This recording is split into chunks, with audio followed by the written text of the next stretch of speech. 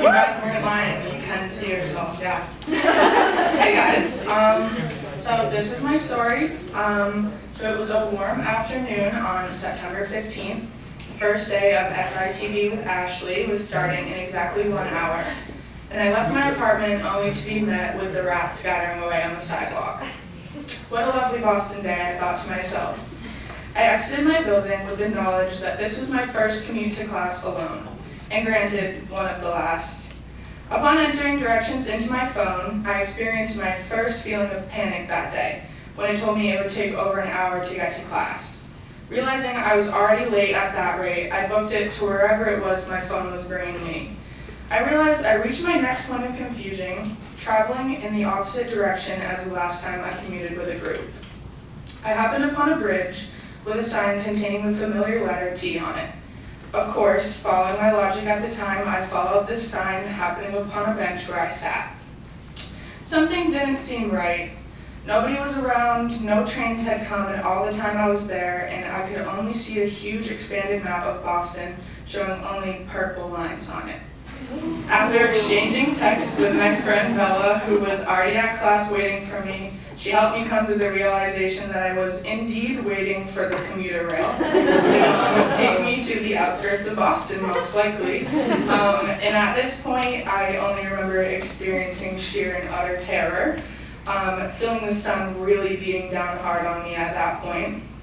My worst fear of being late had come to life, and on the first day at that. So I walked to a nearby parking lot and collapsed on the sidewalk.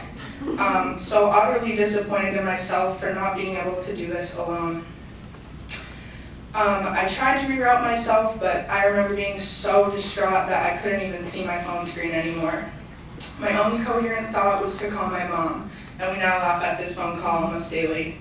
Through my sobbing and tears, I asked her what I was thinking trying to do this alone, to which she responded with a stern pep talk, reminding me that I could do absolutely anything I set my mind to, and I just had to take a deep breath and get on the green line. I just had to make it on that train. So I apologized for scaring her, reassuring her that I was indeed still mentally stable, just getting through some major life adjustments, moving to Boston. She told me she was proud of me and to stop being so hard on myself, that I focused so much about my mistakes themselves instead of worrying about how to find a solution. She told me I could do this, and I believed her. In that moment, I snapped out of it, stood up off the ground, brushing myself off and scanning my surroundings in case anybody saw that little episode I caused.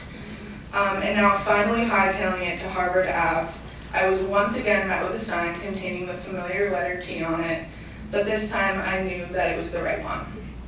I would be late, but that was okay.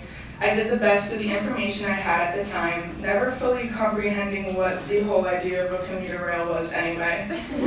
Upon reflecting after, I realized I learned some things from this experience. The first being what the commuter rail is. The second, maybe being that I should consider giving myself more space in life to really feel my feelings, and preferably at a more convenient time than half an hour before class. And lastly, that I would never leave the house again without first mapping out my route. Thank you.